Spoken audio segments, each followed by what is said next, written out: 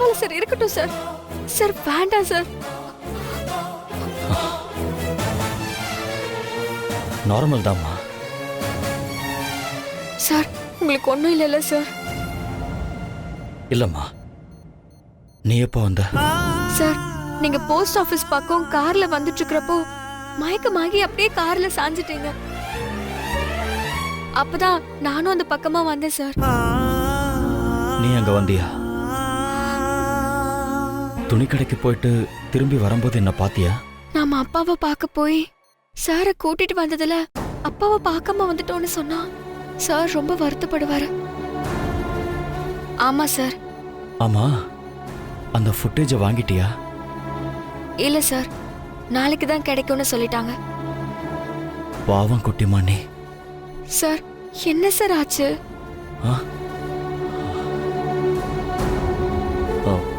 அம்மாக்கு இந்த விஷயம் தெரியாதுல்ல? தெரியாது சார். சொன்னா பதட்டப்படுவாங்கன்னு நான் எதுவுமே சொல்லல. நீங்க மயக்கமா இருந்தப்போ சிவகாமி மேடம் தான் நிறைய வாட்டி கால் பண்ணிருக்காங்க.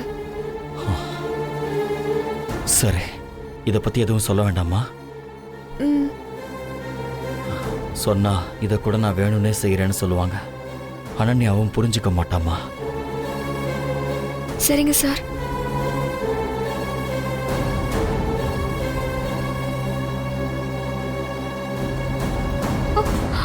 அச்சச்சோ, என்னாச்சுமா? சார் என்னோட போனை பதட்டத்துல எங்கேயோ மிஸ் பண்ணிட்டேன் சார். மிஸ் பண்ணிட்டியா? ஆமா சார், எப்படின்னே தெரியல. அதே நம்பர் தானே? வேற புது சிம் வாங்கிக்கலாம் விட. போன் எடுத்தவங்க திருப்பி கொடுக்க வாய்ப்பே இல்லம்மா.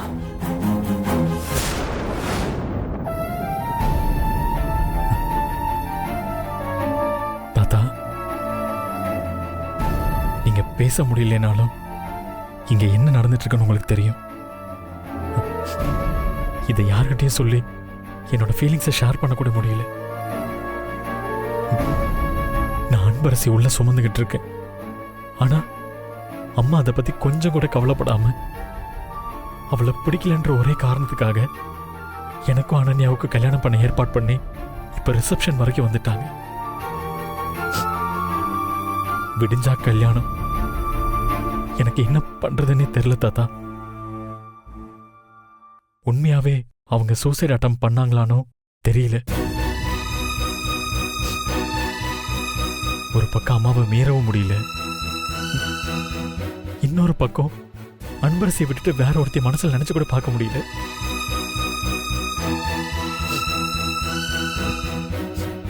தாத்தா, ஆனா இந்த கல்யாணம் நடக்க கூடாது. என்ன பண்றதுன்னே தெரியல தாத்தா.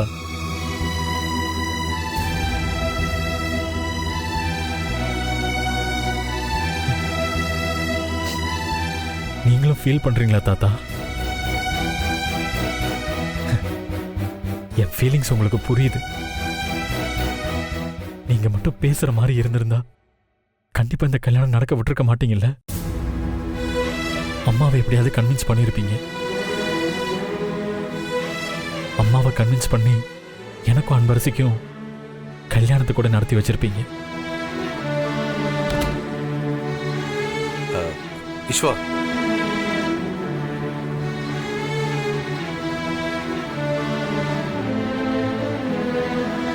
கீழே எல்லாரும் வெயிட் பண்றாங்கப்பா. நல்ல நேரத்தில் கிளம்பணும்னு அம்மா உன்னை வர சொல்றா. போலாவா? கல்யாணத்தை நிப்பாட்டுறதுக்கு வேற எந்த வழியுமே இல்லையாப்பா?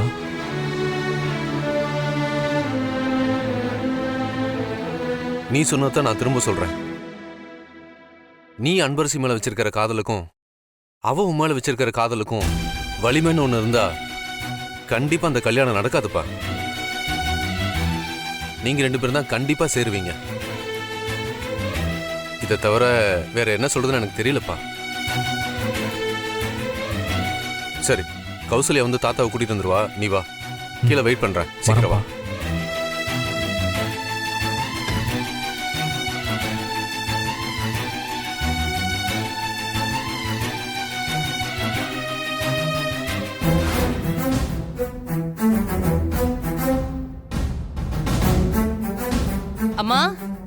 இத வந்துட்டேன்.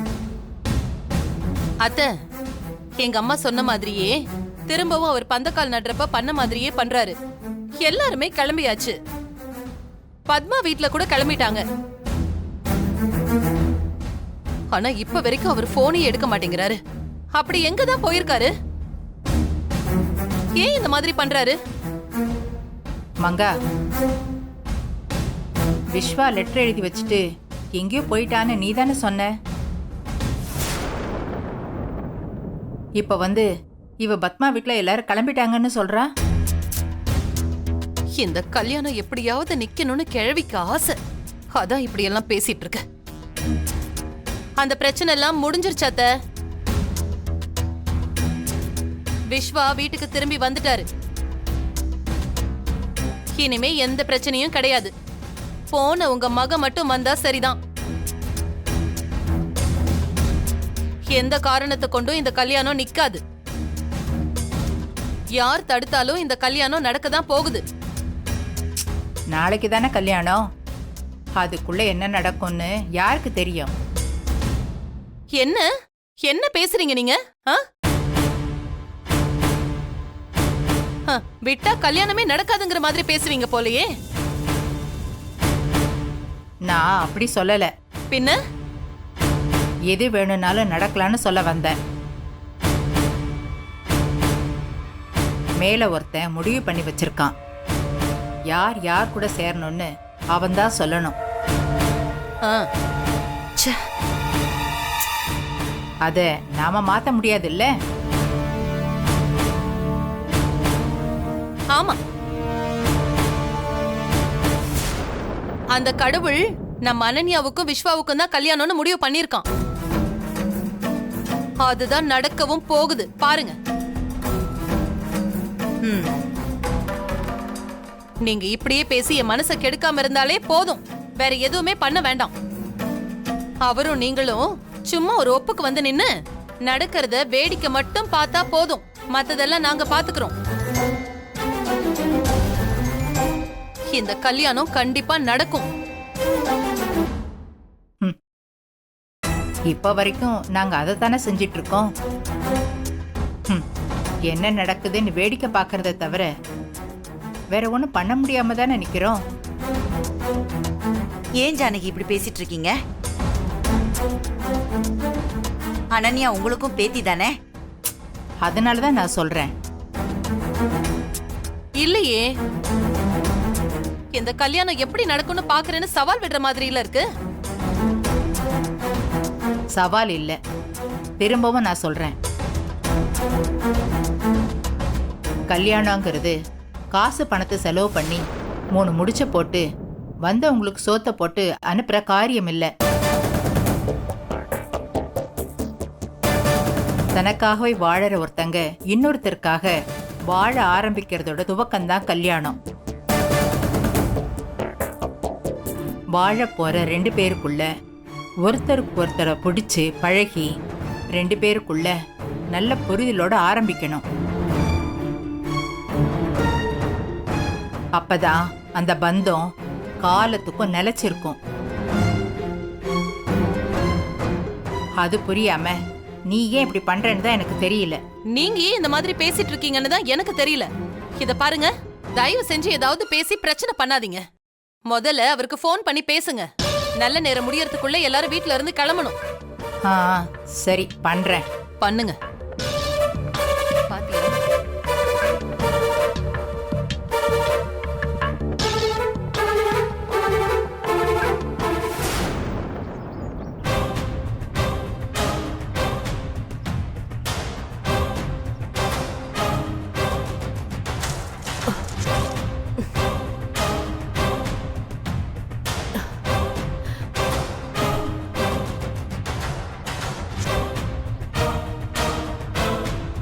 அண்ணா இந்தாண்ணே கொடு.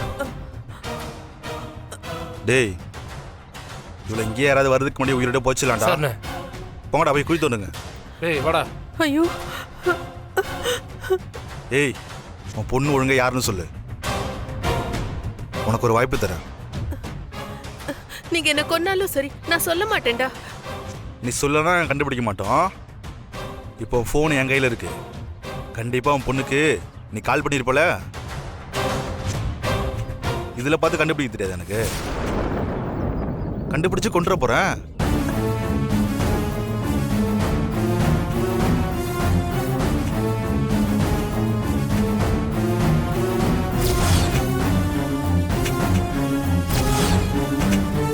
அப்புறம் உனக்கு இன்னொரு விஷயம் சொல்றேன்.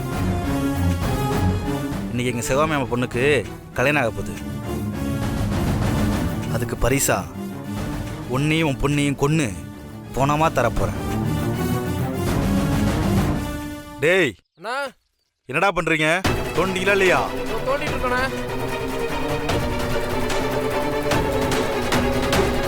சீக்கிரமா தோன்றா, நல்லா ஆழமா தோண்டு.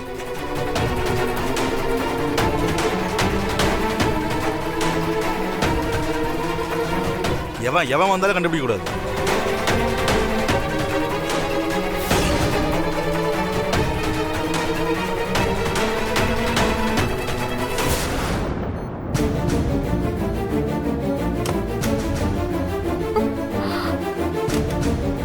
என்ன சார், எப்படி இருக்கீங்க? நார்மல் ஆயிட்டீங்களா? I'm all right doctor. என்னன்னு தெரியல, திடீர்னு தோள்பட்டை வலிச்ச மாதிரி இருந்துச்சு. அது மட்டும்தான் தெரியும். ஓஹோ, அதுக்கப்புறம் என்ன நடந்துச்சுன்னு தெரியல டாக்டர். எதை பத்தியும் நீங்க ரொம்ப டென்ஷன் ஆயிக்காதீங்க. அதுதான் பிரச்சனையே. நீங்க எதையோ நினைச்சு ரொம்ப பிரஷர் ஆகுறீங்க. தயவு செஞ்சு இன்னொரு தடவை அந்த விஷயத்தை பத்தி திங்க் பண்ணவே பண்ணாதீங்க. ஏன்னா அது பெரிய ப்ராப்ளம் ஆயிடும். வேணா ஒரு நாள் ரெஸ்ட் எடுத்துட்டு நாளைக்கு டிஸ்சார்ஜ் ஆயிக்கிங்க. இல்ல டாக்டர், நான் வீட்டுக்கு போயே ஆகணும். அப்படியா? அப்ப சரி, ரொம்ப ஸ்ட்ரெயின் பண்ணிக்காதீங்க, சரியா? சரி டாக்டர். அம்மா கவலைப்படாதீங்க, நான் மெடிசின்ஸ் எழுதி தரேன், அதை வாங்கிட்டு வாங்க. Okay doctor. ஓகே சார், நான் இதோ வந்துடுறேன்.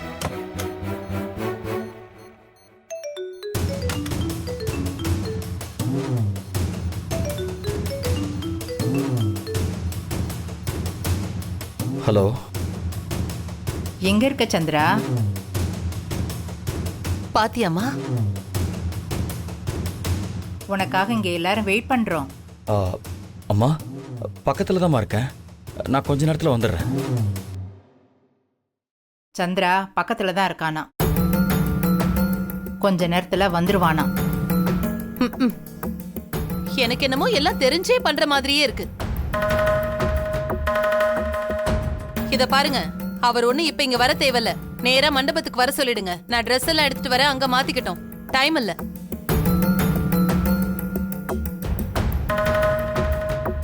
நல்ல நேரம் முடிய போகுது. அதுக்குள்ள நம்ம வீட்ல இருந்து கிளம்பணும். அதான் நீயே சொல்லிட்டியே, அது அவன் காதுல கேட்டிருக்கோம். சந்திரா, அம்மா நீ நேரா மண்டபத்துக்கே வந்துருப்பா. சரிம்மா.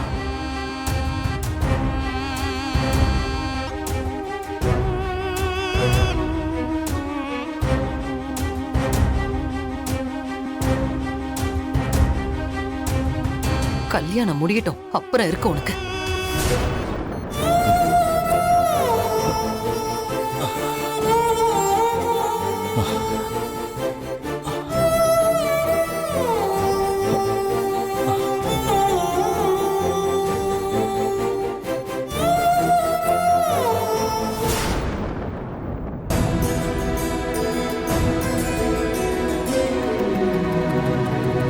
அப்பா, என்னப்பா இன்னும் டென்ஷனா தான் இருக்கீங்களா? என்னம்மா, இப்ப வரைக்கும் அன்பரசி கிட்ட இருந்து எந்த போனும் வரல. அதை தாண்டி நம்ம போன் பண்ணாலும் எடுக்கல. அப்ப சொன்னதுதான் இப்பவும் சொல்றேன். எனக்கு ஏதோ தப்பா படுதுமா. சரிப்பா, இப்ப ட்ரை பண்ணி பாப்போம். இப்பவும் போன் எடுக்கலனா நான் நைட் டியூட்டிக்கு ஹாஸ்பிட்டல் கிளம்புறேன். போற வழியில நான் நேரா உங்க வீட்டுக்கு போய் போட்டோவை கொடுத்துட்டு அப்படியே ஹாஸ்பிட்டலுக்கு போறேன். சரியா? சரிம்மா. போன் கொடுங்க. இந்தம்மா.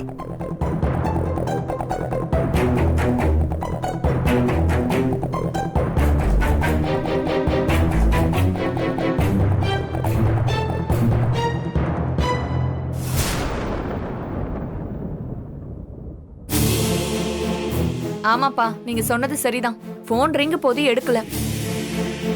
சரி, நானே இந்த போட்டோவை எடுத்துட்டு போய் அன்பரசி வீட்ல கொண்டு போய் கொடுத்துட்டு ஒரு போன் பண்ணி சொல்லிட்டு போறேன். இந்தாங்க. ஆ.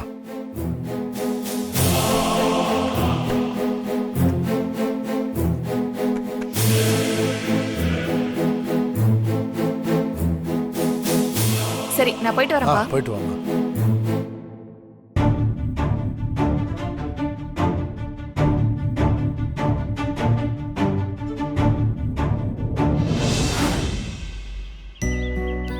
என்னாச்சு இந்த அன்பரசிக்கு? எத்தனை தடவை ஃபோன் பண்ணோம், அன்பரசி போனை எடுக்கவே மாட்டேங்கிறா. அன்பரசி அவ அப்பாவை பார்த்துட்டாளா இல்லையா எதுவுமே தெரியல. ஒருவேளை பார்த்த சந்தோஷத்துல அவங்க அப்பா கிட்ட பேசிக்கிட்டு இருப்பாளோ, அதனாலதான் போன் எடுக்கலையோ என்னமோ. சரி, இந்த தடவை கூப்பிட்டு பாப்போம்.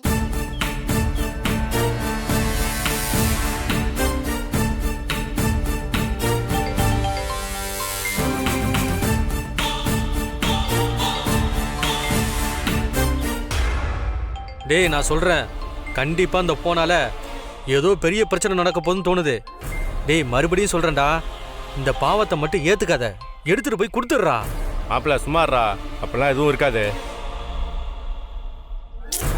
ஏன் போன் எடுக்க மாட்டேங்கிறா? இப்ப இருக்கிற பிள்ளைங்கலாம் போன்ல கடலை தான் போடுறாளுங்க, இல்லைன்னா வீடியோ எடுத்து ரீல்ஸ் போடுவாங்க. பொண்ணுங்க போனுக்கு வாய் மட்டும் இருந்துச்சு வச்சுக்கேன், கதறி கதறி அழுவோம். நீ வேணா பாரு, இப்போ ஃபோன் அட்டன் பண்றா, எவ்வளவு ஒருத்தி கூப்பிட்டு வெட்டியா பேசுவா. இதுதான் நான் எடுக்க போற கடைசி காலு. இதுக்கப்புறம் எத்தனை ஃபோன் போட்டாலும் நான் எடுக்கவே மாட்டேன். இதோ அட்டன் பண்றேன் பாரு. அட்டன் பண்ணு. அன்பரசி, உனக்கு எத்தனை டைம் கால் பண்றது? சரி, உங்க அப்பாவை பாத்துட்டியா? அவர் என்ன சொன்னாரு? இப்ப நீ அவர் கூட தான் இருக்கியா? என்ன அன்பரசி, எதுவுமே பேசாம இருக்க? உங்க அப்பா யாருன்னு உனக்கு தெரிஞ்சுதா? இப்பதான் உனக்காக வேண்டிட்டு கோவில் உண்டியல்ல காசு போட்டுட்டு வரேன். அன்பு, அன்பு, என்னாச்சு? ஏன் எதுவும் பேச மாட்டேங்கிற? இத்தனை வருஷம் பார்க்காம இருந்தவர பார்க்க போறேன்னு ஆசாசியா போஸ்ட் ஆபீஸ்க்கு போனியே, உங்க அப்பாவை பாத்தியா? என்ன அன்பு, எதையுமே சொல்லாம அமைதியா இருக்க? ஹலோ, யாரு யாரு போன்ல? அன்பரசி எங்க? இல்லைங்க, இந்த போன் அந்த பொண்ணு மிஸ் பண்ணிட்டாங்க. நான் தான் எடுத்து வச்சிருக்கேன். மிஸ் பண்ணிட்டாளா? என்ன சொல்றீங்க? ஆமா மேடம், போனை எங்க கொடுக்கணும்னு தெரியல. இல்ல இல்ல, இப்ப நீங்க எங்க இருக்கீங்கன்னு சொல்லுங்க. நான் இங்க தான் வலசரவாக்கம் சிவன் கோயில்கிட்ட இருக்கேன் மேடம். சார், நான் வந்து வாங்கிக்கிறேன் சார். சார் சார் ப்ளீஸ் எங்கேயும் போயிடாதீங்க, இப்பவே வந்துடுறேன் சார். சார், போனை மட்டும் கொடுத்துருங்க சார். சரி வாங்க மேடம். நான் எங்கேயும் போக மாட்டேன், இங்கே தான் இருப்பேன். நீ சொன்னது சரிதான் மாப்பிள்ள.